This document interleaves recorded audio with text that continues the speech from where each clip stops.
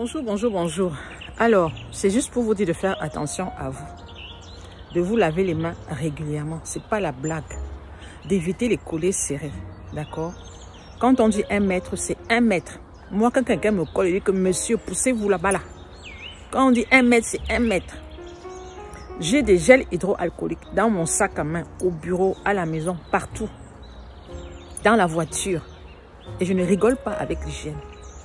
Donc, on se lave les mains régulièrement. Si vous êtes à la maison, c'est facile. Si vous êtes dehors, gel hydroalcoolique. Si vous n'en avez pas, évitez les contacts. Quand vous allez même faire vos courses, vous rentrez chez vous, vous vous lavez les mains. Vous comprenez, non? Parce que quand on fait ces courses, les gens ont déjà touché partout. Vous faites vos courses, vous rentrez à la maison, vous lavez les mains. C'est pas la blague. C'est pas la blague. Hein? Que les Français soient un peu disciplinés, dis donc. Ciao, ciao. Oh, j'espère que vous allez bien. Alors là, je vais au boulot. J'ai envoyé ma voiture au garage parce que j'ai eu un léger accident. Bon, je ne vais pas entrer dans les détails. Et là, je vais au boulot.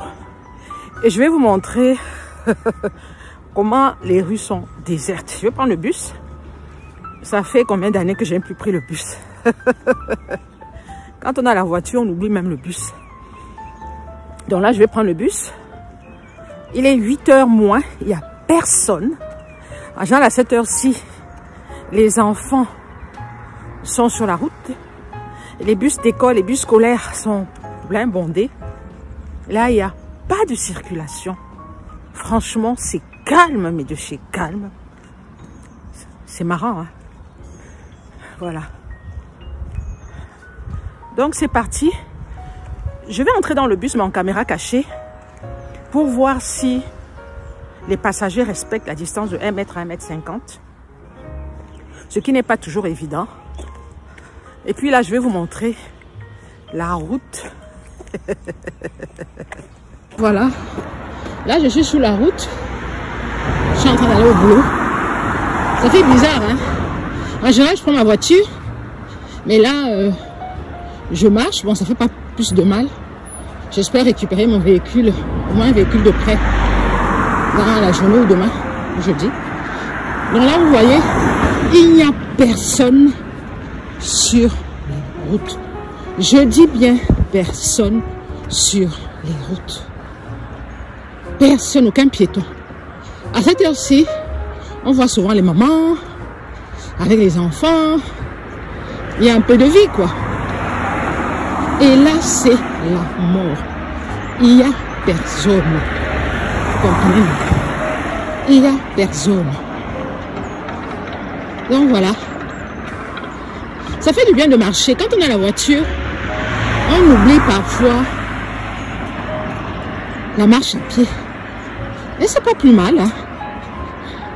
C'est vrai que faire marcher, c'est bien, mais quand on va au boulot, si on veut faire des courses, c'est un peu compliqué. Moi, ça ne me gênerait pas d'aller tous les matins à pied, en bus plutôt. Et le soir, j'ai la voiture. Mais par quel miracle, je vais avoir la voiture au boulot alors que j'ai laissé à la maison. Hein? Voilà. Donc, c'est désert. Il n'y a personne. Je vous reviens tout à l'heure. On sera dans le bus, en caméra cachée, pour voir si les passagers respectent la distance. Moi, dans le bus, je mets mon masque. Les histoires ont dit que le masque a fait ci, le masque a fait ça. Je mets mon masque. Je mets le masque FFP2. Le masque qui protège, d'accord? Je le mets. Dans le bus, je le mets. Il y a un monsieur qui m'a interpellé hier pour me demander où est-ce que j'avais eu ce masque. J'ai dit que, ah, moi j'ai acheté le masque là en Afrique. Il a dit, ah d'accord. Vous voyez, non? C'est un collège. On appelle ça le collège des 3 frontières. Il est complètement vide. Alors qu'à cette heure-ci, ici, là, vous voyez, il est vide. Vide de chez vide. Collège des 3 frontières. Vide de chez vide. Donc là, maintenant, nous allons prendre le bus. L'arrêt de bus, je suis... L'arrêt de bus, il n'y a personne. Maman, j'espère qu'il y a de bus. C'est que je suis foutue. Je vous dis. À l'arrêt de bus, il n'y a personne. Je vous dis. C'est très compliqué. Vous voyez. Parce que à partir de midi, vous ne pouvez plus sortir de chez vous. Si ce n'est pour aller travailler. Moi, comme je travaille en grande surface, en grande distribution, ça va encore. Je vais imprimer mon autorisation, il n'y a pas de souci. Mais, vous voyez, il n'y a personne à l'arrêt de bus. Personne. J'espère qu'il y a le bus, parce que s'il n'y a pas le bus, ça va être très compliqué. Ah, je vois une femme qui se balade avec son chien. Voilà. Donc, voilà. On attend.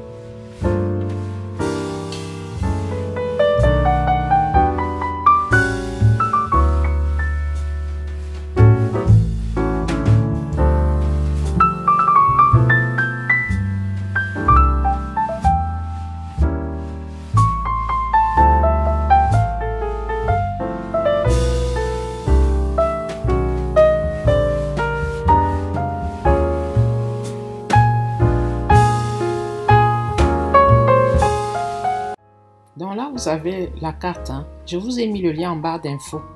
Vous voyez, vous avez donc la carte qui est interactive avec tous les pays qui sont touchés. D'accord?